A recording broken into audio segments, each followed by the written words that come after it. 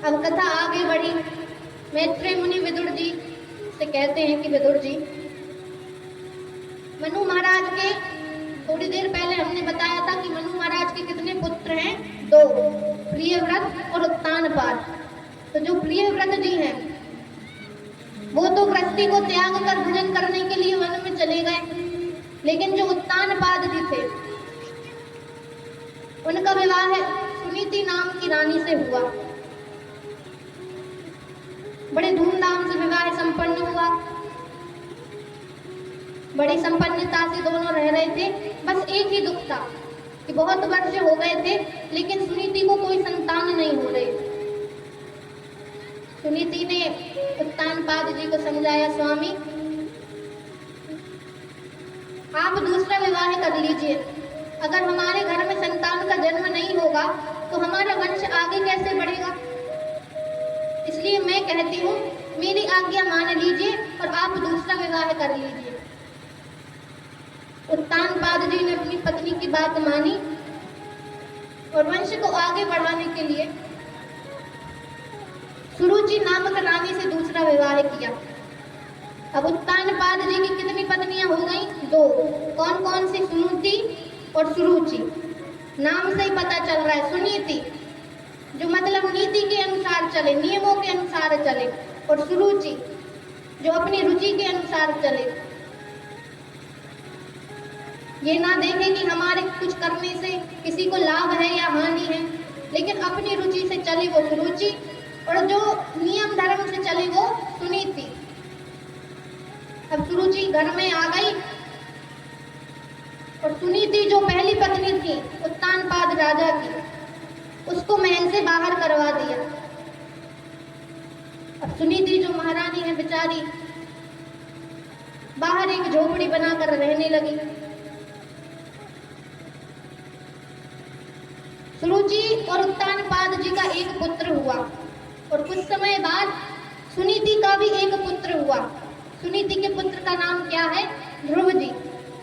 ध्रुव नामक पुत्र सुनीति को उत्पन्न हुआ। लेकिन चूंकि अब राजमहल से बाहर ही करवा दिया है सुनीति को, तो अब वो अपने बच्चे का पालन अकेले करती हैं, जैसे तैसे व्यवस्था जुटाती हैं और अपने बच्चे का लालन पालन करती हैं। ध्रुव जी पूछते हैं, माँ मेरे पिताजी कहाँ हैं? मेरे साथ में जितने सखा खेलते हैं वो सब अपने पिताजी के साथ घूमने जाते हैं, सैर करने जाते हैं, उनके साथ खेलते हैं। मैया मेरे पिताजी कहाँ हैं? अब सुनीति ये बात छुपाती है कि उत्तानपाद राजा ध्रुव जी के पिता हैं, लेकिन एक दिन ध्रुव जी अपने कुछ सखाओं के साथ खेल रहे होते हैं और खेलते खेलते उनकी बाल मंडली कहती है, ध्रुव तुम्हें पता है तुम्हारे पिता कौन है? ध्रुव जी कहते हैं, भैया मुझे तो नहीं पता। अगर तुमने मेरे पिता का घर देखा हो और मेरे पिताजी को जानते हो तो मुझे पिताजी से मिलवा दो। तो कुछ बच्चे ध्रुव जी को ले जाकर उत्तानपाद जी से मिलवा देते। ध्रुव यही तुम्हारे पिता हैं। अब राजा जी भी बड़े प्रेम से ध्रुव जी को गोदी में लेते हैं, उठा लेते हैं और गोद में बैठा के और बड़ा प्रेम करते हैं। राज सिंहासन पर राजा उत्तानपाद विराजमान है और राजा उत्तानपाद की गोद में ध्रुव जी विराजमान है। अब ये बात सुरुचि जो दूसरी पत्नी है राजा जी की, उनको अच्छी नहीं लगी कि राज सिंहासन का और राजा के लाड़ प्यार का अधिकारी तो सिर्फ मेरा पुत्र है। ये सुनीति का पुत्र ध्रुव गोदी में बैठने के लायक नहीं है। तो इस रुचि आई और ध्रुव जी को झट से गोदी से उठाकर और नीचे पटक दिया। अब ध्रुव जी रोते रोते घर में गए, अपनी मैया के पास गए। मैया क्या उत्तानपाद जी मेरे पिता नहीं है? सुनीति बोली, तुमको किसने बताया कि तुम्हारे पिता उत्तानपाद हैं? बोले, हमारे कुछ सखा ले गए थे मिलवाने, हमने मिला। मैया पता है क्या हुआ? पिताजी ने मुझे बड़े प्यार से अपनी गोदी में बैठा लिया, लेकिन मैया पता नहीं एक कौन सी दूसरी माँ आई और उसने मुझे गोदी से उठाया और धम से नीचे पटक दिया। अब ध्रुव जी तरह तरह से विलाप कर रहे हैं और धन्य है सुनीति सुनीति मैया भड़काती नहीं है ध्रुव जी को कि ऐसा करो वैसा करो। सुनीति मैया ध्रुव जी को समझाती है कि देखो ध्रुव, वो कोई और नहीं, वो तुम्हारी मौसी है, वो भी तुम्हारी माँ है, और अगर गोदी से नीचे उतार भी दिया तो उनको कुछ काम होगा, इसलिए नीचे उतारा है। अब ध्रुव जी तो मानने तैयार नहीं है, बार बार रो रहे हैं। सुनीति मैया कहती हैं कि देखो, तुम्हें तुम्हारे पिता की गोद तो नहीं मिली, लेकिन तुम वन में जाओ और जाकर तपस्या करो तो तुम्हें जगत पिता की गोद मिलेगी। सुनीति मैया उपदेश करती हैं और नन्हे से ध्रुव जी महाराज को वन में भेज देती हैं। नम आंखों से ध्रुव जी महाराज को विदाई देती हैं, पुत्र तुम वन में जाओ और भगवान की तपस्या करना, भगवान तुम्हें दर्शन देंगे। अब ध्रुव जी महाराज नन्हे से हैं, छोटे से बालक हैं, मैया ये भगवान कौन होते हैं? सुनीति बोली, ये जो संसार जिसकी वजह से चल रहा है ना, वो भगवान की वजह से चल रहा है, और भगवान आएंगे मिलेंगे तो फिर तुम उनकी गोद में बैठ जाना। अब ध्रुव जी चले, घना जंगल है, छोटे से बालक हैं ध्रुव जी महाराज, लेकिन इतनी निडरता कि रातों में भी दिन में भी पैदल पैदल यात्रा करते जा रहे हैं, करते जा रहे हैं, करते जा रहे हैं। रास्ते में नारद जी ने सोचा मन में कि ये इतना सा बालक है और देखो तो भगवान को पाने चला है। अरे बड़े बड़े योगी, बड़े बड़े तपस्वी तो भगवान को पा नहीं पाए, ये नन्हा सा बालक भगवान को क्या प्राप्त करेगा? नारद जी ने सोचा कि परीक्षा ली जाए। नारद जी पहुंचे, ध्रुव जी से बोले, अरे बेटा, ये इतने घने जंगल में अकेले तुम क्या कर रहे हो? ध्रुव जी बोले, मैं तपस्या करने आया हूँ। नारद जी बोले, तपस्या किस लिए? ध्रुव जी बोले, मैया ने कहा है भगवान मिलेंगे, भगवान को पाने के लिए, भगवान के लिए तपस्या करने आया हूँ। नारद जी बोले, अरे अभी भी समय है, अपने घर को लौट जाओ, देखो कितना घना जंगल है, शेर आ गया, कोई जंगली जानवर आ गया तो तुमको खा जाएगा, तुम्हारी मृत्यु हो जाएगी। ध्रुव जी कहते हैं मृत्यु होती है तो हो जाने दो, लेकिन अब मैया ने कहा है कि अब तो भगवान का साक्षात्कार मुझे होगा, तो मैं तो मैया के दिखाए मार्ग पर चलूंगा, मैं लौटकर घर को नहीं जाऊंगा। नारद जी सोचते हैं कि बालक तो छोटा सा है, लेकिन दृढ़ संकल्प तो देखो, अपनी बात पर अटक है। नारद जी सोचते हैं कि नन्हा सा बालक है, भगवान की प्राप्ति करना चाहता है, तो इसे एक मंत्र दे देते। तो नारद जी ध्रुव जी को मंत्र प्रदान करते हैं। कौन सा मंत्र? ओम नमो भगवते वासुदेवाय। ये मंत्र ध्रुव जी को नारद जी प्रदान करते हैं। अब ध्रुव जी वन में जाते हैं, जाप करने लगते हैं, ओम नमो भगवते वासुदेवाय, ओम नमो भगवते वासुदेवाय। मंत्र जपते जपते 1 महीना गुजर गया। कैसी तपस्या करते हैं ध्रुव जी महाराज कि 3-3 रात्रियों के बीच में कभी एक फल खा लेते हैं 3-3 दिन के अंतर पे, और वही खा के जपते रहते हैं। क्या? ओम नमो भगवते वासुदेवाय, ओम नमो भगवते वासुदेवाय, ओम नमो भगवते वासुदेवाय। देखिए भैया, ये महामंत्र है, इसलिए इसका गान सभी करिए। ओम नमो भगवते वासुदेवाय, ओम नमो भगवते वासुदेवाय, ओम नमो भगवते वासुदेवाय, ओम नमो भगवते वासुदेवाय। अब जपते जपते 1 महीना पूरा हुआ, दूसरा महीना शुरू हो गया। महाराज अब 6 दिन में केवल एक बार ध्रुव जी फल खाते हैं और बाकी समय निराहार रहते हैं, और क्या जपते हैं? ओम नमो भगवते वासुदेवाय, ओम नमो भगवते वासुदेवाय, ओम नमो भगवते वासुदेवाय, ओम नमो भगवते वासुदेवाय। वासुदेवाय वासुदेवाय नंदनंदनाय, वासुदेवाय नंद नंदनाय ओम नमो भगवते वासुदेवाय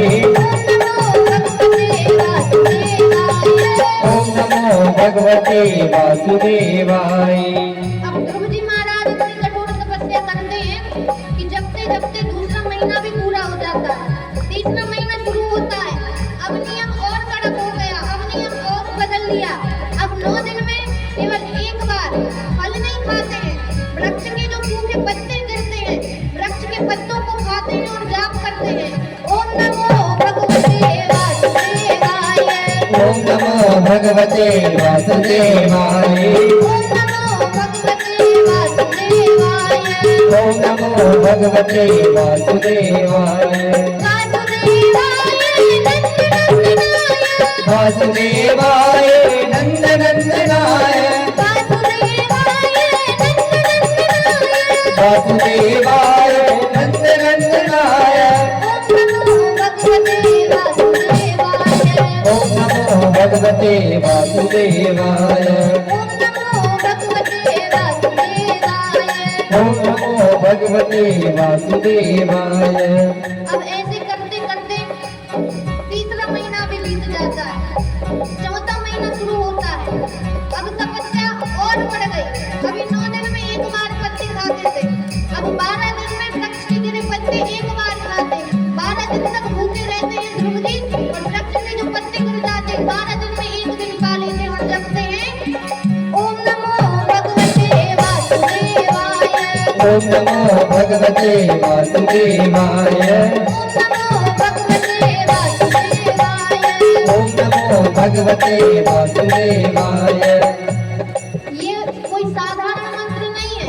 कलयुग में भी अगर किसी को भगवान कृष्ण की प्राप्ति करनी है ना, तो जो इस मंत्र का जाप करता है उसे भगवान एक ना एक बार लीला करके दर्शन जरूर देते हैं।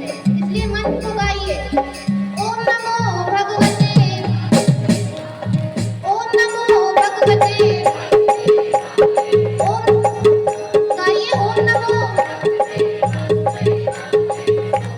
थोड़ा तेज, आवाज नहीं आ रही, और तेज गाइए।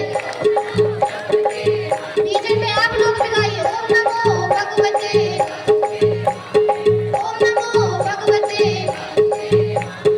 देखिए इतना कठिन तो ये मंत्र नहीं है कि आप नहीं जप पा रहे हैं, थोड़ी कोशिश करिए और थोड़ी जोर से बोलिए। हम बिल्कुल शांत हैं, अब आपको गाना है, हम सिर्फ हाथ का इशारा देंगे और आपको गाना है। गाइए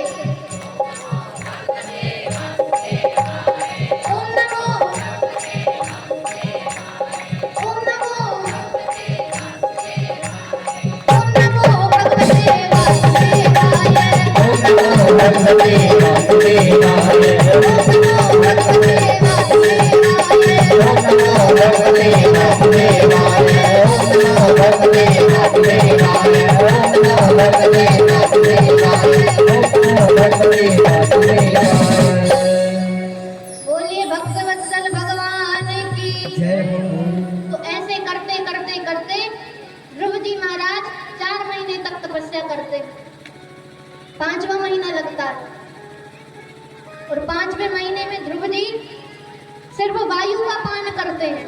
अब ना पत्ते खाते हैं ना फल खाते हैं, एक पैर पर खड़े होकर वायु का पान करते हैं, तपस्या करते हैं और मंत्र का जाप करते हैं। अब तो महाराज ध्रुव जी ने ऐसी श्वास साधी कि देवलोक में हाहाकार मच गया, सबकी श्वास वायु जो है वो रुकने लगी। सभी देवता नारायण के पास गए, भगवान आपका एक नन्हा सा बालक है और बड़ी कठोर तपस्या वो 4-5 महीने से कर रहा है, अब उसने ऐसा प्राणायाम जमाया है, अपना ऐसी श्वास साधी है कि हम देवताओं को सांस लेने में भी दिक्कत हो रही है। प्रभु अब आप उसकी मन की इच्छा को पूरा कर दीजिए, अब आप जाकर अपने नन्हे से भक्त को दर्शन दीजिए। भगवान देवताओं की बात सुनते हैं और अपने नन्हे से भक्त ध्रुव के सामने शंख चक्र गदा पद्म लेकर साक्षात नारायण भगवान प्रकट हो जाते। बोलिए नारायण भगवान की।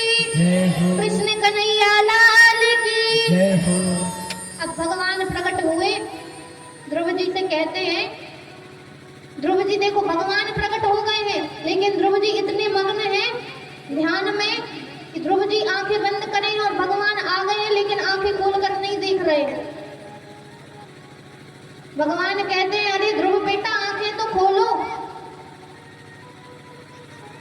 थोड़ी सी कथा और बची है, 10-15 मिनट की तरह ध्यान से सुन लीजिए, फिर हंसते रहना और जो करना है तो करते रहना।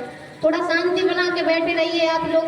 और बताएं हम परसों से आपको हम ही कथा में खूब हंसाएंगे, क्योंकि परसों से बाल लीला रहेगी भगवान की, तो परसों तो कथा में आपको हंसना ही हंसना है। तो अभी थोड़ा शांत होके एकाग्र चित्त से कथा सुन लीजिए, कुछ समय से और फिर हम आरती करेंगे। तो भगवान प्रकट होते हैं, ध्रुव जी से कहते हैं ध्रुव बेटा आंखें खोलो। ध्रुव जी अपनी आंखें खोलते हैं और देखते हैं कि साक्षात भगवान नारायण। ध्रुव जी महाराज हाथ जोड़ते कहते भगवान ना तो मैं संस्कृत पढ़ा लिखा हूँ, ना तो मुझे आपकी कोई स्तुति आती है, ना मैंने वेद पढ़े हैं। भगवान मैं आपकी स्तुति तो करना चाह रहा हूँ, लेकिन मुझे समझ में नहीं आ रहा कि मैं आपकी स्तुति कैसे करूं।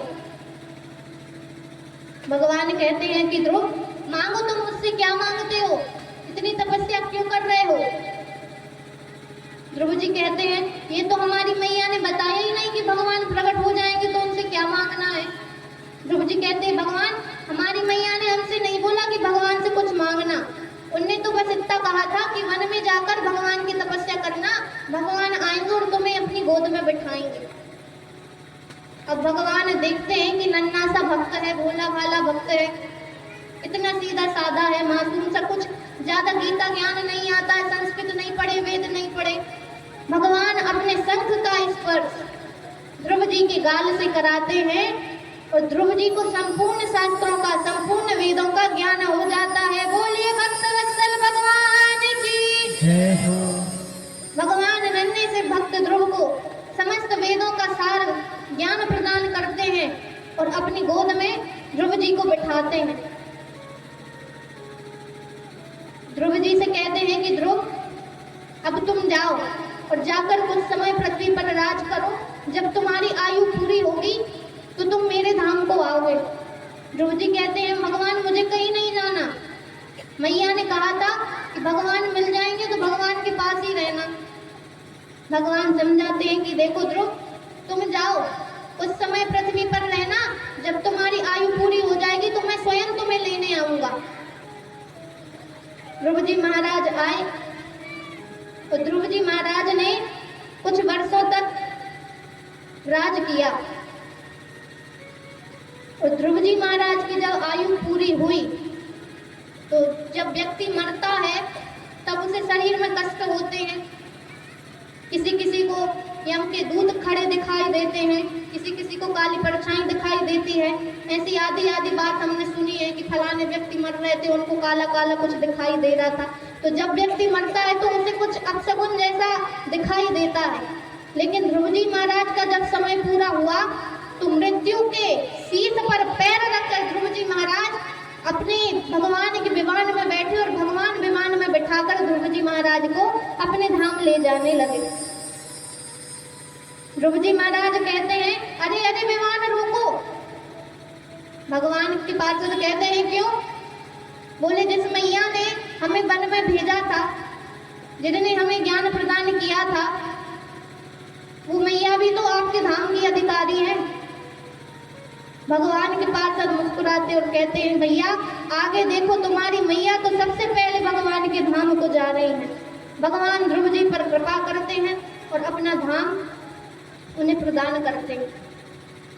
तो देखिए जो व्यक्ति कहते हैं कि जो भक्ति है बुढ़ापे का विषय है, छोटे छोटे बच्चे अगर भक्ति करने लगते हैं तो माताओं को बड़ी चिंता हो जाती है कि अभी खेलने कूदने की उम्र है। खासकर अगर बालिकाएं कोई छोटी सी हैं, व्रत करती हैं, उपवास करती हैं, तो माताएं बड़ी चिंतित हो जाती हैं कि ये अभी से उपवास करेंगी, अभी से व्रत करेंगी तो क्या होगा। जब बुढ़ापा आएगा तब तीर्थ करना, जब बुढ़ापा आएगा तब भजन करना। तो ऐसा जरूरी नहीं है कि आप आपका बुढ़ापा देख भी पा रहे हो। और भक्ति शरीर का या उम्र का विषय नहीं है, भक्ति मन और प्रेम का विषय है। 4-5 वर्ष के थे ध्रुव जी महाराज, जिन्होंने इतनी कठोर तपस्या करके भगवान को प्राप्त कर लिया। और ध्रुव जी महाराज का मन बड़ा साफ था। आज आप सोचें तो मन में भरे हैं छल कपट, सोच रहे हैं इसका बुरा हो जाए, उसका बुरा हो जाए। और ध्रुव जी महाराज से कठिन तपस्या भी आप करेंगे तब भी आपको भगवान की प्राप्ति नहीं होगी जब तक आपका मन साफ नहीं होगा। तो सबसे पहले तो लोगों से बैर बांधना छोड़ो, छोटी छोटी बातों का बुरा मानना, छोटी छोटी बातों का बैर बांधना। ध्रुव जी महाराज निश्चल मन से भगवान की भक्ति करते हैं और भगवान का धाम उन्हें प्राप्त होता है। तो ये थी आज की तृतीय दिवस की कथा। कल चतुर्थ दिवस है, कृष्ण जन्म है, सभी समय से आ जाइएगा। कथा का समय फिक्स 3 बजे हम यहाँ पे उपस्थित हो जाते हैं और 2 बजे से इतने धूप में हमारी जो भैया लोग हैं संगीत वाले, ये गाडरवाड़ा से यहाँ आते हैं। बात पैसे की नहीं है, आप पैसे की भी होती तो चलो ठीक है, लेकिन ये लोग मना भी तो कर सकते थे कि इतनी धूप में दीदी हम क्यों आए, आपने हमें रुकने की व्यवस्था नहीं कराई।